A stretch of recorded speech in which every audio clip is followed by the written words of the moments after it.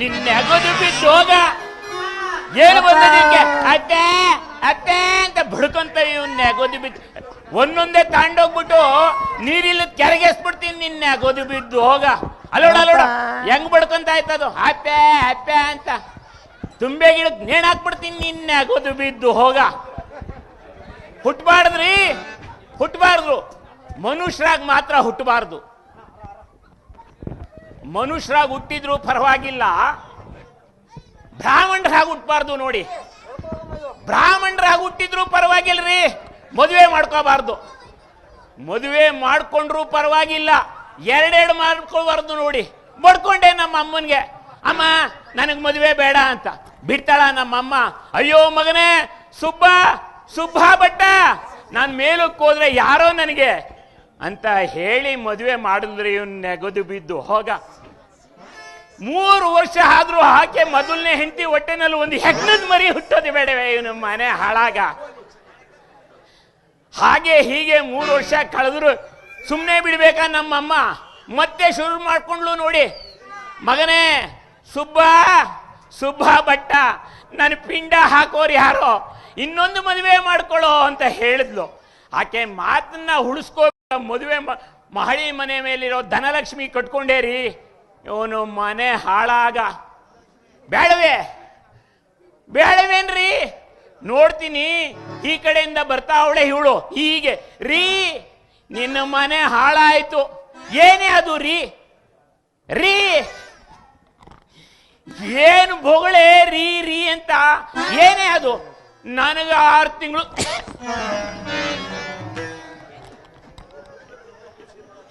ನನಗೆ ಬಹಳ ಸಂತೋಷ ಆಗ್ಬಿಡ್ತೀರಿ. ಈ ವಿಷಯ ಎರಡನೇ ಒಳಗೆ ಹೇಳೋಣ ಅಂತ ಹೋದ್ರೆ ಆ ಕಡೆಯಿಂದ ಬರ್ತೋಡ್ರಿ ಹೀಗೆ, ರೀ ನಿನ್ನ ಮನೆ ಆಳ್ತು, ಆ ಕಡೆನೂ ರೀ ಈ ಕಡೆನೂ ರೀ, ಏನೇ ನಿಂದು ಪ್ರಾಬ್ಲಮ್ ತೊಂದರೆ ಅಂತ ಹೇಳಿದ್ರೆ ಏನ್ ಹೇಳ್ಬೇಕ್ರಿ? ನನಗ್ 3 ತಿಂಗಳು. ಹೀಗೆ ಅವಳಿಗೆ 3 ತಿಂಗಳು, ಇವಳಿಗೆ 6 ತಿಂಗಳು, ಹೀಗೆ ರೀ 6 ವರ್ಷಕ್ಕೆ ಒಟ್ಟು 32 ಮಕ್ಕಳು. ಅಲ್ಲ, ಮೊನ್ನೆ ನೋಡ್ತೀನಿ ಅಡಿಗೆ ಮನೆಯಲ್ಲಿ ಅಕ್ಕಂತ ಕೆಮ್ಮುದ್ರೆ ನಡುಮನೆಯಲ್ಲಿ ಮಕ್ಕಳಾಗವ್ರಿ. ಏನು ಪಡ್ಕೊಂಡ್ಲಿ?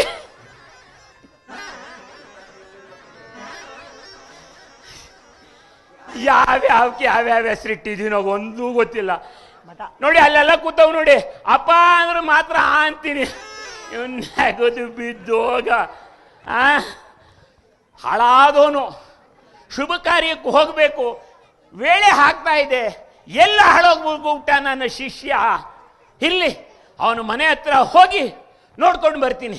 ಯೋಗ ಯೋಗ ಯೋಗ ಅನ್ಕೊಂಡು ಕೈನ ಹಿಂಗ್ ಅನ್ಕೊಂಡು ಕಾಲ್ನ ಹಿಂಗ್ ಅನ್ಕೊಂಡು ಎಲ್ಲಿ ಏನು ಮಾಡ್ಕೊಂಡು ಕೂತಿದವನೋ ಮುಂಡೆ ಮಗ.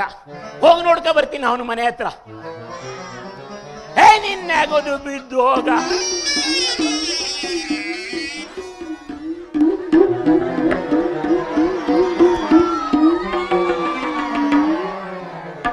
ಮಾನವ ಜನ್ಮ ಬಹಳ ದೊಡ್ಡದು, ಅದನ್ನು ಹಾನಿ ಮಾಡಿಕೊಳ್ಳಿದ್ದೀರಿ ಅಂತ ತಮ್ಮಂತವ್ರು ಹಿರಿಯವರು ಹೇಳಿದ್ದಾರೆ.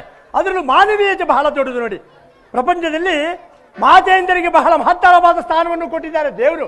ಹೇಗೆ ಅಂತ ಹೇಳಿದ್ರೆ, ನಾವು ಜನ್ಮ ತಾಳಬೇಕಾದ್ರೆ ಆ ತಾಯಿಯ ಗರ್ಭದಲ್ಲಿ ಆ ತಾಯಿ ಯಾವ ರೀತಿ ನೋಡ್ಕೊಳ್ತಾಳೆ ಅಂತ ಹೇಳಿದ್ರೆ, ಗರ್ಭವನ್ನೇ ಗುಡಿಯಾಗಿರಿಸಿಕೊಂಡು ರಕ್ತದಲ್ಲಿ ಅಭಿಷೇಕ ಮಾಡಿ ಕರುಳನ್ನೇ ಹಾರವಾಗಿರಿಸಿಕೊಂಡು ಮಮತೆ ಪ್ರೀತಿ ವಾತ್ಸಲ್ಯ ಸಂತೋಷದಿಂದ ಸಾಕಿ ಸಲ್ಲುತ್ತಾಳೆ. ಅಂತಹ ತಾಯಿಂದರಿಗೆ ನಮ್ರತೆ ನಮಸ್ಕಾರ. ಗುರುಗಳು ಹಾಗೂ ತಂದೆ ಇಬ್ಬರು ಒಂದೇ. ಯಾಕೆ ಅಂತ ಹೇಳಿದ್ರೆ, ಗುರುಗಳು ಶಿಷ್ಯಂದರಿಗೆ, ತಂದೆ ಮಕ್ಕಳಿಗೆ ತಾವು ಕಲಿತ ವಿದ್ಯೆಗಳೆಲ್ಲವನ್ನು ದಾರಿ ಎರಿತಾರೆ. ಅಂತಹ ಗುರು ತಂದೆಯರಿಗೆ ಹೃದಯಪೂರ್ವಕವಾದ ನಮಸ್ಕಾರ. ಪ್ರೇಕ್ಷಕರಿದ್ದರೆ ಕಲಾವಿದರು. ಮೊದಲು ಆ ಪ್ರೇಕ್ಷಕರು ಕಲಾವಿದರು, ಆಮೇಲೆ ಈ ಕಲಾವಿದರು. ಆದ್ದರಿಂದ ಆ ಪ್ರೇಕ್ಷಕರಿಗೆ ವಿಶೇಷವಾದ ನಮಸ್ಕಾರ. ಮನುಷ್ಯ ಹುಟ್ಟುವಾಗ ಉಸಿರುತ್ತೆ, ಹೆಸರುವುದಿಲ್ಲ. ಸಾಯಬೇಕಾದ್ರೆ ಹೆಸರಿರುತ್ತೆ, ಉಸಿರುವುದಿಲ್ಲ. ಆದ್ದರಿಂದ ನಡುವೆ ಜೀವನದಲ್ಲಿ ಏನಾದರೂ ಒಂದು ಸಾಧನೆಯನ್ನು ಮಾಡಬೇಕು. ಅದನ್ನು ವಿಶೇಷವಾಗಿ ಒಂದು ವಿಚಾರ ಹೇಳಲೇಬೇಕು. ನಮ್ಮ ವಶಿಷ್ಠ ಮಹಾಮುನಿಗಳು ಶ್ರೀರಾಮಚಂದ್ರ ಪ್ರಭುಗಳಿಗೆ ಯೋಗಾಭ್ಯಾಸವನ್ನು ಹೇಳಿಕೊಟ್ಟು ಮರ್ಯಾದೆ ಪುರುಷೋತ್ತಮನನ್ನಾಗಿ ಮಾಡಿಸಿದ್ದು ಇತಿಹಾಸನೇ ಇದೆ. ಆದ್ದರಿಂದಲೇ ಅವರು ರಚಿಸಿದ ಗ್ರಂಥ ವಶಿಷ್ಠ ಯೋಗ ಗ್ರಂಥವನ್ನು ರಚಿಸಿದ್ದಾರೆ. ಆದ್ದರಿಂದಲೇ ನಮ್ಮ ರಾಮಚಂದ್ರ ಪ್ರಭುಗಳು ವಶಿಷ್ಠ ಮಹಾಮುನಿಗಳು ಹೇಳಿಕೊಟ್ಟ ಹಾಗೆ ಯೋಗಾಭ್ಯಾಸವನ್ನು ಪರಿಪಕ್ವವಾಗಿ ಮಾಡಿ ಮಾತೃವಾತ್ಸಲ್ಯ, ಪಿತೃವಾಕ್ಯ ಪರಿಪಾಲನೆ, ಏಕಪತ್ನಿ ವ್ರತಸ್ಥ, ಭಾತೃವಾತ್ಸಲ್ಯ, ಪ್ರಜೆಗಳ ಪ್ರೀತಿ ವಿಶ್ವಾಸ ಇದೆಲ್ಲ ಪಡ್ಕೊಳ್ಳೋಕೆ ಸಹಾಯ ಆಯಿತು ನೋಡಿ. ಯಾಕೆ ಅಂದರೆ ಯೋಗಾಭ್ಯಾಸ ಮಾಡ್ತಾ ಇದ್ರು. ನಾವು ಕೂಡ ಜೀವನದಲ್ಲಿ ಯೋಗಾಭ್ಯಾಸವನ್ನು ಮಾಡಿದ್ರೆ ಇವೆಲ್ಲವನ್ನು ಪಡಿಬಹುದು. ಅದು ಒಂದೆರಡು ಉದಾಹರಣೆ ತೋರಿಸ್ಬಿಡ್ತೀನಿ.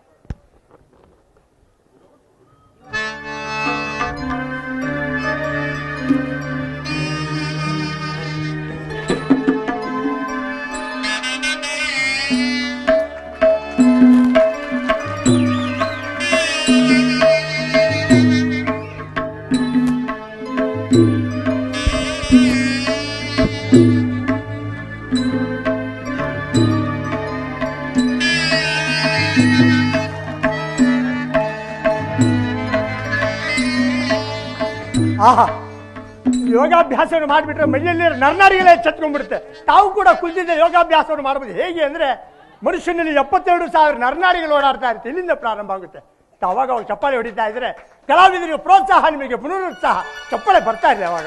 ಹಾಗೆ ಆಹಾ ಆನಂದವಾಗುತ್ತೆ. ನಮ್ಮ ಗುರುಗಳು ಹೇಳಿಕೊಟ್ಟ ಪಾಠವನ್ನೆಲ್ಲ ಪರಿಪಕ್ವವಾಗಿ ನಿಮ್ಮ ಮುಂದೆ ಪ್ರಸ್ತುತಪಡಿಸಿದ್ದೀನಿ. ಅವ್ರು ಕೇಳಿದರೆ ವಿಚಾರ ತಿಳಿಸ್ಬಿಡಿ.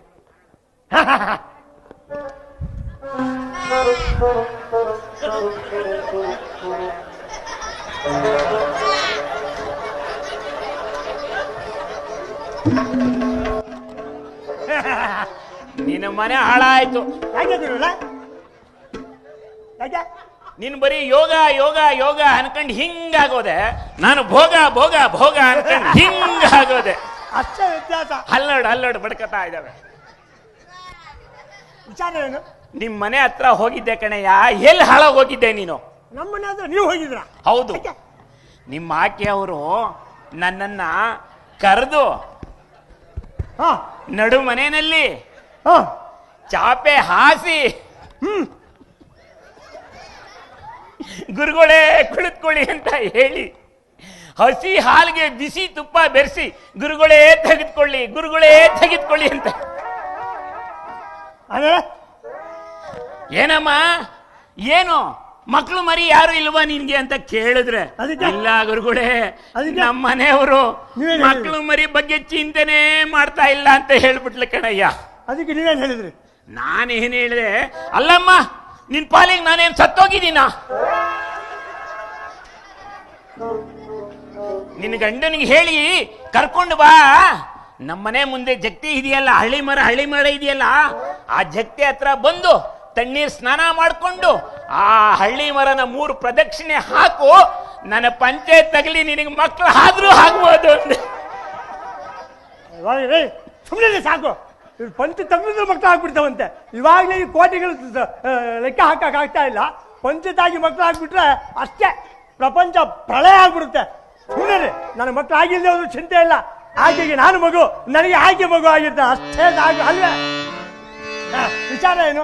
ವಿಚಾರ ಏನಂದ್ರೆ, ಹೇಳಿ. ಸೀತಾ ಮಾತೆಯವರು ತುಳಸಿ ಪೂಜೆ ಕಾರ್ಯಕ್ರಮ ಇಟ್ಕೊಂಡಿದ್ದಾರೆ.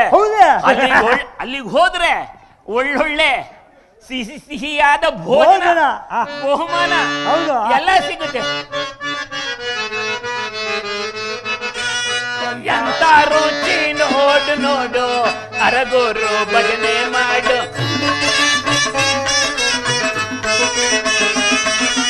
ಎಂತ ರುಚಿ ನೋಡು ಅರಗೋರು ಭಜನೆ ಮಾಡು, ಅರಗೋರು ಭಜನೆ ಮಾಡು, ಶ್ರೀಹರಿಯ ಧ್ಯಾನವ ಮಾಡು,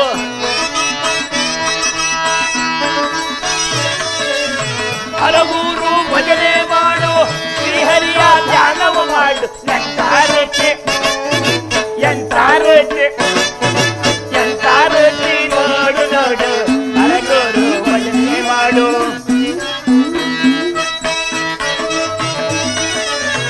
ಬಲ್ಲವನೇ ಬಲ್ಲ ಬೆಲ್ಲದ ಸಿಹಿಯನ್ನ,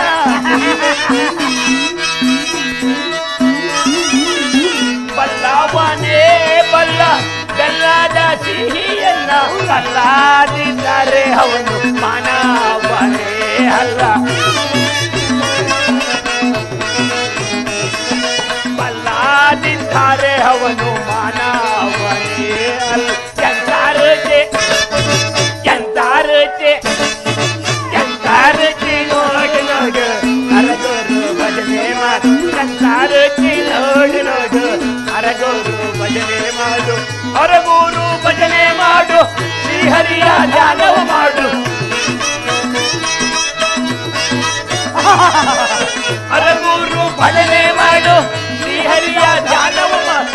ಎಂತ ರುಚಿ ಎಂತ ರುಚಿ ಎಂತ ರುಚಿ ನೋಡು ನೋಡು, ಅರಗೂರು ಭಜನೆ ಮಾಡು. ಎಂತ ರುಚಿ ನೋಡು ನೋಡು, ಅರಗೂರು ಭಜನೆ ಮಾಡು.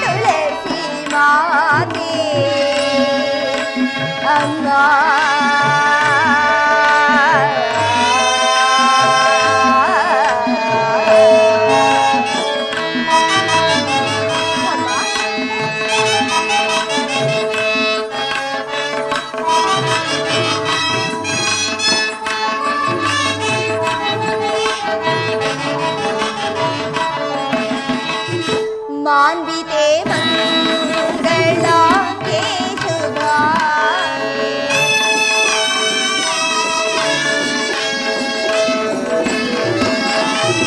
ಮಾನ್ವಿತೆ ಮಂಗಳಾಂಗೆ ಶುಭಾಂಗೆ ಮಂಜುಳ ಗುಣಧನ ಮೃದುಯೇ ಸುರನುತೆ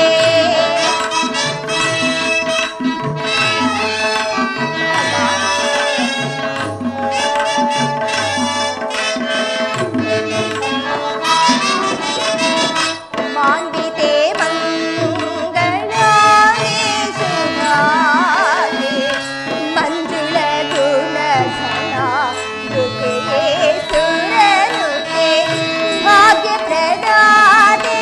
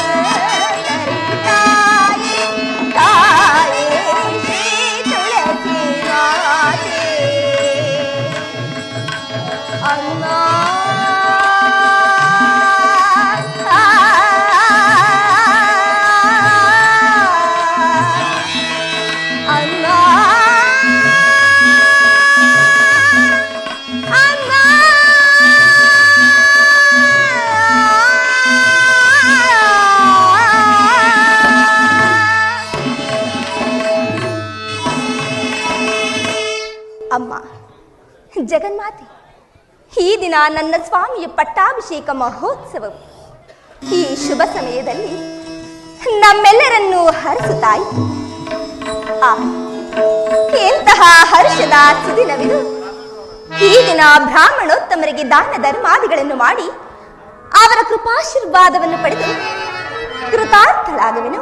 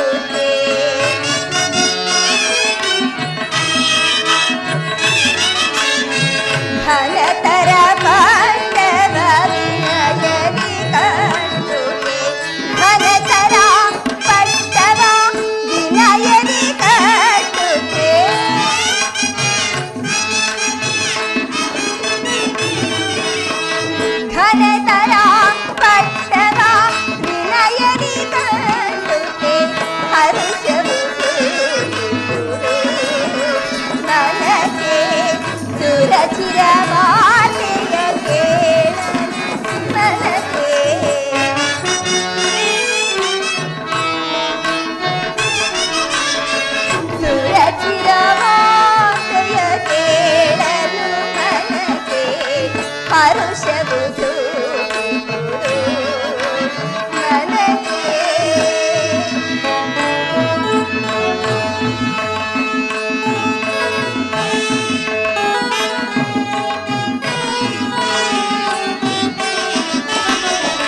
ಇದು ರತ್ನಹಾರವೋ, ಇದು ಪಂಚಿಪಾದಾಂಗವೋ,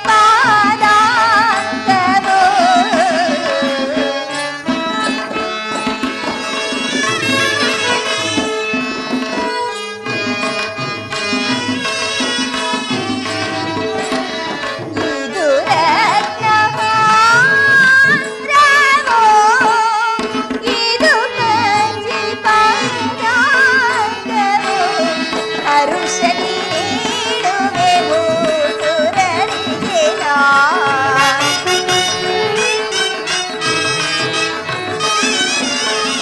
ಹರುಷದಿ ನೀಡುವೆವು ಸುರರಿಗೆ ನಾ. ಹರುಷದಿ ನೀಡುವೆ ಗೋಸುರರಿಗೆ ನಾ.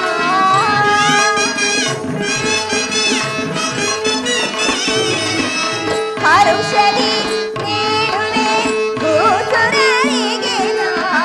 ಹರುಷವು ಸೂಚಿಸುವುದು ನನಗೆ. ಸುರಚಿರ ವಾರ್ತೆಯ ಕೇಳಲು ನನಗೆ.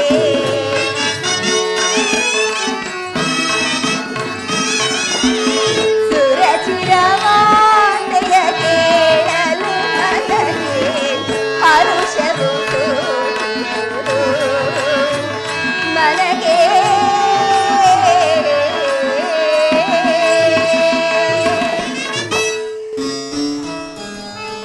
ಪೂಜರೆ, ದೀರ್ಘ ಸುಮಂಗಲೀ ಭವ, ಇಷ್ಟ ಕಾರ್ಯ ಸಿದ್ಧಿ ಪ್ರಾಪ್ತಿರಸ್ತು. ಶುಭವಾಗಲಿ, ಶುಭವಾಗಲಿ.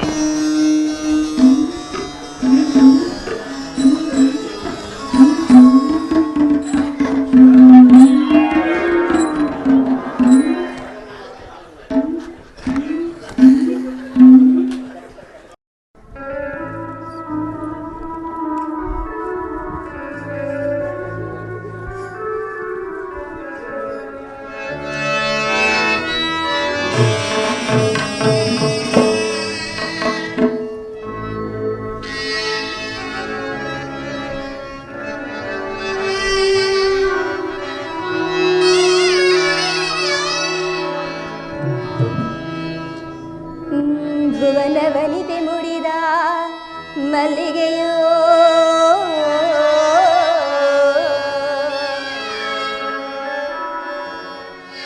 ಧರೆಯನ್ನು ಧರಿಸಲವತರಿಸಿದ ದಿನಮಣಿಯೋ.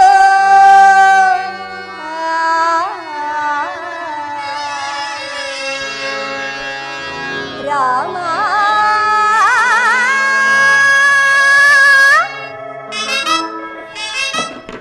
ಮೇಘ ಶ್ಯಾಮ,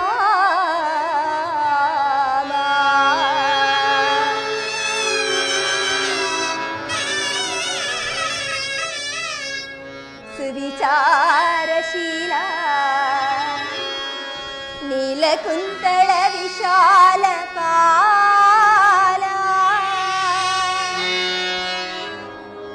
ರಾಮನ ನೋಡುವೆ ಮನ ತಣಿವ ತನಕ.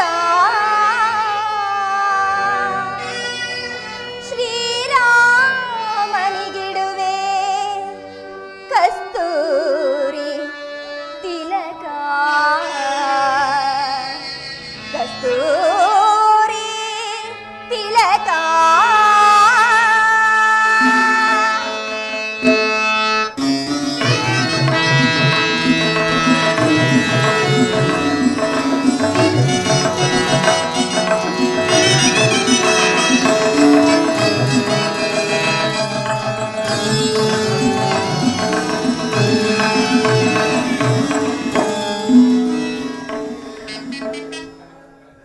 ಆರ್ಯಪುತ್ರ, ಸೀತಾ, ಸ್ವಾಮಿ, ಸಖ ಏನೋ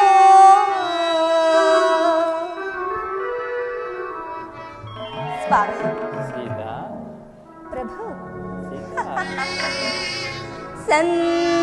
ಸಂತೋಷ ವಾಗಿದೆ ಸ್ವಾಮಿ ಸಖ ಏನು ಸಂತೋಷವಾಗಿದೆ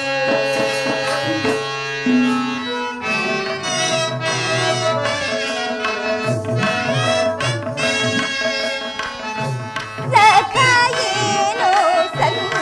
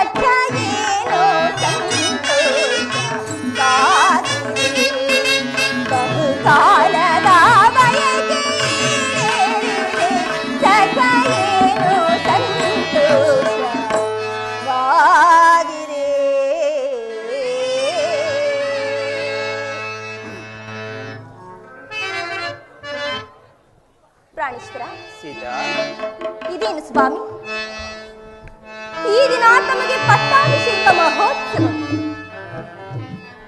ಈ ಶುಭ ಸಮಯದಲ್ಲಿ ಕೊಳದ ಕೆಂದಾವರಿಯಂತೆ ಕಂಗೊಳಿಸಬೇಕಾದ ಈ ನಿಮ್ಮ ಮುಖಕಮಲ ಈ ರೀತಿಯಾಗಿ ಕಾಂತಿಹೀನವಾಗಿರುವುದಲ್ಲ.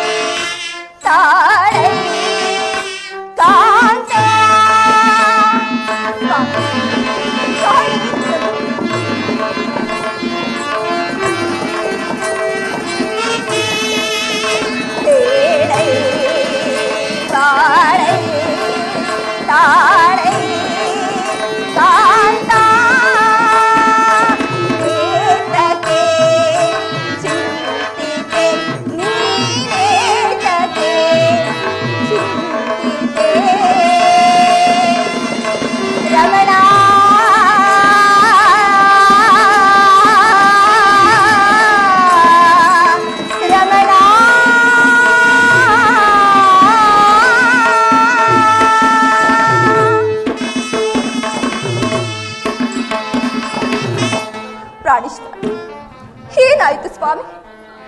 ಕಾರಣವೇನೆಂದು ನನ್ನೊಡನೆ ತಿಳಿಸಬಾರದೆ? ಸೀತಾ, ಏನೆಂದು ಹೇಳಲಿ?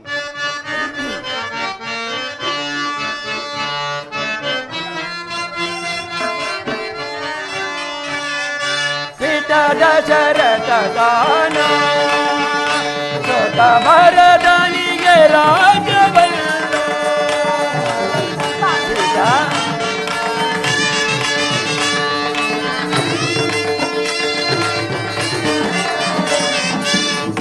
ದಶರಥ ದಾನ ಸೊತ ಭರತನಿಗೆ ರಾಜವಲ್ಲ ಅತಿಶಯದಲ್ಲಿ ತನು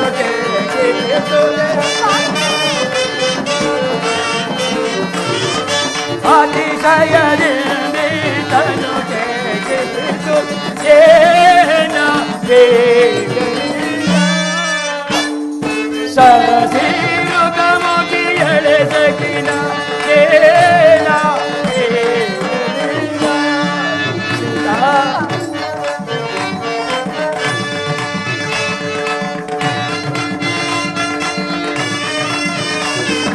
ಜನಕನೋ ಜನನೋ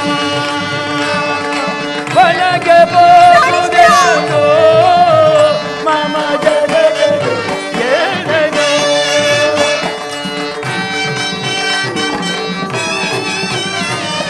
ಒಳಗೆ ಬೋಧೆಯೋ ಜನಗಾಕೆಯೇ ತನು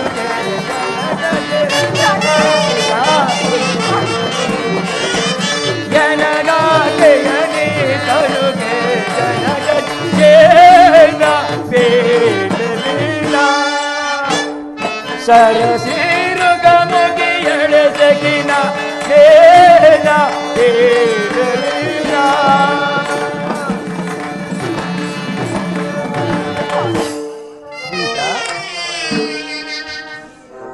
ಸೀತಾ ಈ ದಿನ ನನ್ನ ಪಟ್ಟಾಭಿಷೇಕವು ನಡೆಯುವುದಿಲ್ಲ. ಏನು ಸ್ವಾಮಿ, ನಿಮ್ಮ ಪಟ್ಟಾಭಿಷೇಕವೂ ನಡೆಯುವುದಿಲ್ಲವೇ? ಇಲ್ಲ ಸೀತಾ. ಕಾರಣವೇನು ಪ್ರಿಯ? ಸೀತಾ, ಹಿಂದೆ ದೇವಾಸುರರ ಯುದ್ಧದಲ್ಲಿ ನಮ್ಮ ಚಿಕ್ಕಮ್ಮನಾದ ಕೈಕಾಮಾತೆಯವರು ಮಾಡಿದ ಸಹಾಯಕ್ಕಾಗಿ ಮೆಚ್ಚಿ ನಮ್ಮ ತಂದೆಯವರು 2 ವರಗಳನ್ನ ಕೊಟ್ಟಿದ್ದರಂತೆ. ಆ ವರಗಳನ್ನ ಈಗ ಕೇಳಿಕೊಂಡರಂತೆ. ಏನೆಂಬುದಾಗಿ ಸ್ವಾಮಿ? 1ನೇ ವರಕ್ಕೆ ನನ್ನ ಸಹೋದರ ಭರತನಿಗೆ ಪಟ್ಟಾಭಿಷೇಕ, 1ನೇ ವರಕ್ಕೆ ನನಗಾಗುವ ಪಟ್ಟಾಭಿಷೇಕವನ್ನು ತಪ್ಪಿಸಿ ನನ್ನ ಸಹೋದರ ಭರತನಿಗಾಗಬೇಕೆಂತಲೂ. ಪ್ರಾಣೇಶ್ವರ, ಇನ್ನು 2ನೇ ವರಕ್ಕೆ? ಇನ್ನು 2ನೇ ವರಕ್ಕೆ ನಾನು ನಾರು ಮುಡಿಯುಟ್ಟು ಜಟಾವಲ್ಕಧರನಾಗಿ ಪುರಪ್ರವೇಶವಿಲ್ಲದೆ 14 ವರ್ಷ ವನವಾಸಕ್ಕೆ ಹೋಗಬೇಕೆಂತಲೂ ಕೇಳಿಕೊಂಡರು. ಪ್ರಾಣೇಶ್ವರ ಸ್ವಾಮಿ, ಸೀತಾ, ಅದಕ್ಕಾಗಿ ನಾನು ವನವಾಸಕ್ಕೆ ಹೊರಟಿರುವೆನು. ನೀನು ನಿನ್ನ ತವರು ಮನೆಗೆ ಹೋಗಿ ಮಾತಾಪಿತೃಗಳ ಸೇವೆಯಲ್ಲಿ ನಿರತಳಾಗಿರು. ಇಲ್ಲದೆ ಹೋದರೆ ಇಲ್ಲಿಯೇ ಇದ್ದುಕೊಂಡು ನಿನ್ನ ಅತ್ತೆಮಾವರ ಸೇವೆಯಲ್ಲಾದರೂ ನಿರತಳಾಗಿರು. ನಾನು 14 ವರ್ಷ ವನವಾಸವನ್ನು ಮುಗಿಸಿಕೊಂಡು ಬರುವೆನು. ಪ್ರಾಣೇಶ್ವರ, ನಾನಿದಿಂತಹ ವಿಷಮ ವಾರ್ತೆಯನ್ನು ಕೇಳುತ್ತಿರುವೆನು ಸ್ವಾಮಿ. ಪ್ರಭು, ಇದರಲ್ಲಿ ನಾನು ಮಾಡಿದ ಅಪರಾಧವಾದರೂ ಏನು ಸ್ವಾಮಿ? ಸಾಧ್ಯವಿಲ್ಲ ಪ್ರಿಯ, ನಿಮ್ಮ ನಗಲೇ ನಾನು ಬದುಕಿರಲಾರೆ. ದಯಮಾಡಿ ನನ್ನನ್ನು ಸಹ ನಿಮ್ಮ ಸಂಗಡವೇ ಕರೆದುಕೊಂಡು ಹೋಗಿ ಪ್ರಭು. ಸೀತಾ, ಕಾಡು ಮೃಗಗಳಿಂದಲೂ ಕ್ರೂರ ರಾಕ್ಷಸರಿಂದಲೂ ಕೂಡಿರುವ ಆ ಅಭಯಾರಣ್ಯದಲ್ಲಿ ನೀನು ವಾಸ ಮಾಡುವುದು ಬಹಳ ಕಷ್ಟಕರವಾದದ್ದು. ಸುಮಕೋಮಲೆಯಾದ ನಿನಗೆ ಅರಮನೆಯ ವಾಸವೇ ಹೊರತು ಅರಣ್ಯವಾಸವಲ್ಲ. ಆದ್ದರಿಂದ ನನ್ನ ಮಾತನ್ನು ಕೇಳು, ಈ ಅರಮನೆಯಲ್ಲಿ ಸುಖವಾಗಿರು. ಸಾಧ್ಯವಿಲ್ಲ ಸ್ವಾಮಿ, ಸಾಧ್ಯವಿಲ್ಲ. ಸೂರ್ಯನಿಲ್ಲದ ಗಗನದಂತೆ, ದೇವರಿಲ್ಲದ ಗುಡಿಯಂತೆ ನೀವಿರದ ಅಯೋಧ್ಯೆಯಲ್ಲಿ ಹರೆಗಳಿಗೆಯೂ ನಾನು ಬದುಕಿರಲಾರೆ. ಮರದ ನೆರಳು ಮರವನ್ನೇ ಆಶ್ರಯಿಸುವಂತೆ ನಾನು ನಿಮ್ಮ ಚರಣ ದಾಸಿಯಲ್ಲವೇ? ನಿಮ್ಮ ಕಷ್ಟ ಸುಖಗಳಲ್ಲಿ ಭಾಗಿಯು ನಾನು. ಪ್ರಭು, ಅಲ್ಲಿ ಎಂತಹ ಕಷ್ಟಗಳು ಬಂದರೂ ಸಹಿಸಿಕೊಂಡು ಕಾಲವನ್ನು ಕಳೆಯುವೆನು. ದಯಮಾಡಿ ನನ್ನನ್ನು ನಿಮ್ಮ ಸಂಗಡವೇ ಕರೆದುಕೊಂಡು ಹೋಗಿ ಪ್ರಭು. ಪ್ರಾಣೇಶ್ವರ, ನೀವು ನನ್ನನ್ನು ಕರೆದುಕೊಂಡು ಹೋಗದಿದ್ದ ಪಕ್ಷದಲ್ಲಿ ಖಂಡಿತವಾಗಿಯೂ ನಾನು ಪ್ರಾಣತ್ಯಾಗ ಮಾಡಿಕೊಳ್ಳುವೆನು ಪ್ರಭು. ಜಾನಕಿಯು ನನ್ನನ್ನು ಬಿಟ್ಟಿರಲಾರದೆ ಈ ರೀತಿ ಮಾತನಾಡುತ್ತಿರುವಳು. ಸೀತಾ, ದೈವವಿಚ್ಛೆ, ನಡೆ, ಜನಕನಲ್ಲಿಗೆ ಹೋಗಿ ಅವರ ಆಶೀರ್ವಾದವನ್ನು ಪಡೆದು ಹೋಗೋಣ. ಹಾಗೆ ಆಗಲಿ ಸ್ವಾಮಿ. ಅಣ್ಣ, ನಮಸ್ಕರಿಸುವೆನು. ಲಕ್ಷ್ಮಣ, ನಿನಗೆ ಮಂಗಳವಾಗಲಿ. ಅಣ್ಣ, ಇದೇನು ಇಂದು ನೀವು ಪಟ್ಟಾಭಿಷೇಕವೆಂದು ಇಡೀ ಅಯೋಧ್ಯೆ ಸಾಮ್ರಾಜ್ಯವೇ ಸಂತೋಷ ಸಂಭ್ರಮಗಳಿಂದ ಕೂಡಿರುವಾಗ ನಿಮ್ಮ ಮುಖಕಮಲವು ಈ ರೀತಿ ಕಾಂತಿಹೀನವಾಗಿರಲು ಕಾರಣವೇನು? ಹೇಳಣ್ಣ, ನಿಮ್ಮ ಮನ ನೋಯಿಸಿದ ಆಘಾತಗಳು ಅವನು ಇಂದ್ರನಾಗಲಿ ಚಂದ್ರನಾಗಲಿ ಬೋಧ ಬ್ರಹ್ಮಾಂಡ ದಂಡ ಪ್ರಚಂಡ ಪ್ರಭಾವಿತನಾಗಿರಲಿ ಅವನ ರುಂಡ ಮುಂಡ ತೊಂಡರಿಸಿ ಅಂಡ ದೇವತೆಗೆ ರಕ್ತ ದೋಕುಳಿಯನ್ನು ಎರಿಸುತ್ತೇನೆ. ಯಕ್ಷ ರಾಕ್ಷಸ ಗಾನ ಗಂಧರ್ವ ಸಿದ್ಧಿ ಸಾಧ್ಯ ವಿದ್ಯಾಧರ ಕಿನ್ನರ ಕೆಂಪುಸರ ಅಟ್ಟ ಬಂದರು ರಾಯದ ಭಕ್ತಿ ನೆರೆಯುತ್ತೇನೆ. ಬ್ರಹ್ಮಾದಿ ಬೃಂದಾರ ಕರಂದಾಗಿ ಬಂದರು ಅವರನ್ನು ಅಂದಗೆಣಿಸಿ ಬಂದ ದಾರಿಯಂತಿರುವಂತೆ ಮಾಡುತ್ತೇನೆ. ಹೇಳಣ್ಣ, ಆ ದ್ರೋಹಿ ಯಾರು? ಯಾರು? ಲಕ್ಷ್ಮಣ, ಅಣ್ಣ, ನಮ್ಮ ಚಿಕ್ಕಮ್ಮನಾದ ಕೈಕಾಮಾತೆಯವರು ಕಷ್ಟಕರವಾದ ರಾಜ್ಯಭಾರವನ್ನು ತಪ್ಪಿಸಿ ಸುಖಕರವಾದ ವನವಾಸವನ್ನು ನೇಮಿಸಿರುವರು. ರಾಮಚಂದ್ರ ಏನು ಹೇಳಿದೆ? ಭರತನಿಗೆ ಪಟ್ಟಾಭಿಷೇಕ, ನನಗೆ 14 ವರ್ಷ ವನವಾಸವನ್ನು ಅಣ್ಣ, ಸಾಕೇತಪುರ ಕೈ ಪರಿತರವೇ ವರದವರ ನಿಂತರೆ ಸಾಕೇತಪುರ ಕೈ ಪರಿತರವೇ ಅಣ್ಣ, ಸಾಕೇತಪುರ ಕೈ ಪರಿತರವೇ ವರದವರ ನಿಂತರೆ ಸಾಕೇತಪುರ ಕೈ ಪರಿತರವೇ ಅಣ್ಣ. ಬೇರೆ ಮಾತನಾಡಿದಂತ ದುರ್ವಾಸಿನ ಕಡಿಯಬಾರದು ಅಣ್ಣ. ಬೇರೆ ಮಾತನಾಡಿದಂತ ದುರ್ವಾಸಿನ ಕಡಿಯಬಾರದು. ಸಾಕೇತಪುರ ಕೈ ಪರಿತರವೇ ವರದವರ ನಿಂತರೆ ಸಾಕೇತಪುರ ಕೈ ಪರಿತರವೇ ಅಣ್ಣ. ರಾಮ ನೋಡ ಸೇರಿ ಬರ್ತು ಸುಖದಲ್ಲಿ ರಾಜ್ಯ ನಾಲ್ವನೇ ರಾಮ ಅವರ ಸೇರಿ ಬರ್ತು ಸುಖದಲ್ಲಿ ರಾಜ್ಯ ನಾಲ್ವನೇ ಮುನಿತನ ಮುಂದಾಗಿರಲಿ ಪರೆಯ ಅಣ್ಣ, ಮುನಿತನ ಮುಂದಾಗಿರಲಿ ಪರೆಯ ತಂದೆಯಾಡಿದಂತ ಮಾತ ಪಾಲಿಸು, ತಂದೆಯಾಡಿದಂತ ಮಾತ ಪಾಲಿಸು. ಸಾಕೇತಪುರ ಕೈ ಪರಿತರವೇ ವರದವರ ನಿಂತರೆ ಸಾಕೇತಪುರ ಕೈ ಪರಿತರವೇ ಅಣ್ಣ. ಕೂಡದು ಕೂಡದು, ನೀನು ವನವಾಸಕ್ಕೆ ಹೋಗಲೇ ಕೂಡದು. ಮಹಾಮಾಸ್ತರ್ಯ ವಿಷಭರಿತ ಕಾಲ ಸರ್ಪಿಣಿಯಾದ ಕೈಕೆಯ ಮೋಹಮ ವಿಶ್ವವು ತಲೆಗೇರಿ ಮುಂದಾಲೋಚನೆ ಇಲ್ಲದೆ ವಾಗ್ದಾನ ಮಾಡಿದ ಆ ವೃದ್ಧ ತಂದೆಯ ಮಾತನ್ನು ನಡೆಸಲೇ ಕೂಡದು. ನಿನಗೆ ಒಲಿದು ಬಂದು ರಾಜಲಕ್ಷ್ಮಿಯನ್ನು ತಿರಸ್ಕರಿಸಿ ಕಾಡಿಗೆ ಹೋಗುವುದು ಯಾವ ನ್ಯಾಯ? ಕೀರ್ತಿ ಪರಾಕ್ರಮಗಳಿಂದ ಪ್ರಜಾರಂಜಿತನಾಗಿರುವ ಜ್ಯೇಷ್ಠ ಪುತ್ರನನ್ನು ಅವರಿಗೆ ಬಿಟ್ಟು ಕನಿಷ್ಠ ಪುತ್ರನಿಗೆ ಪಟ್ಟಾಭಿಷೇಕ ಮಾಡುವುದು ಯಾವ ಧರ್ಮ? ಧರ್ಮ ಮಾರ್ಗವನ್ನು ಮೀರಿ ನಡೆಯುವ ಆತನು ತಂದೆಯಾದರೂ ಸರಿ, ಗುರುವಾದರೂ ಸರಿ, ಅವನ ಶಿಕ್ಷೆ ಅಪರಾಧವೆಂದು ಧರ್ಮಶಾಸ್ತ್ರವು ಹೇಳುತ್ತಿರುವುದು. ಅಣ್ಣ, ಹೀಗಿರುವಲ್ಲಿ ಕಿರಿಯ ಹೆಂಡತಿಗೆ ಮಾತಿಗೆ ಮನಸೋತು ನಿನಗೆ ವನವಾಸವನ್ನು ನೀಡುವ ತಂದೆ ಸಹ ಶಿಕ್ಷಾರನಲ್ಲವೇ? ಆಜ್ಞಾಭಂಗಂ ನರೇಂದ್ರಾಣಂ ದಂಡವೆಂಬ ಆ ವ್ಯಕ್ತಿಯಂತೆ ನೀನು ತಂದೆ ಮಾತನ್ನು ತಿರಸ್ಕರಿಸಲೇಬೇಕು. ಧರ್ಮಾತ್ಮನು ಕುಲಜೇಷನಾದ ನಿನ್ನ ಮೇಲಿನ ದ್ವೇಷ ಶ್ರೀಗಳಿಂದಲೂ ತನ್ನ ಮಗನ ಮೇಲಿನ ಮೋಹ ಮಮಕಾರಗಳಿಂದಲೂ ರಾಜನೀತಿ ಧರ್ಮವನ್ನು ಉಲ್ಲಂಘಿಸಿ ರಾಜ್ಯ ಪದವಿಗೂ ಕ್ಷತ್ರಿಯ ಕುಲಕ್ಕೂ ಕಳಂಕವೆನಿಸಿರುವ ಆ ಕುಲದ್ರೋಹಿ ಮಾನವೀಯದ ಹೇನ ಕೈಕೆಯ ಅಣ್ಣ, ಮಾನವೀಯದ ಹೇನ ಕೈಕೆಯ ಮಾನವೀಯದ ಹೇನ ಕೈಕೆಯ ಕಣತನವನು ಏನ ಬೇಡ ಅಣ್ಣ, ನೀನು ಏನ ಮಾತನು ಅಣ್ಣ. ಲಕ್ಷ್ಮಣ ಶಾಂತನಾಗು. ಸುಂದರಿಯು ಕೈಗೆಯೊಂದು ತಾನು ತಿಳಿಯುತ್ತ ಅಣ್ಣ, ಸುಂದರಿಯು ಕೈಗೆಯೊಂದು ತಾನು ತಿಳಿಯುತ್ತ ತಂದೆ ಕೇಳಿದ ನಿನ್ಗೆ ವಚನ ಅಣ್ಣ, ತಂದೆ ಕೇಳಿದ ನಿನ್ಗೆ ವಚನ, ತಂದೆ ಕೇಳಿದ ನಂದು ವಚನ ಆನಂದವ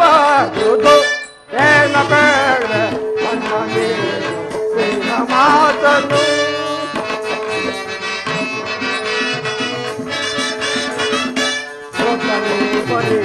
ಕೈಗಾಲೆಗೆ ಪತನಾಗುತ್ತ ಅಣ್ಣ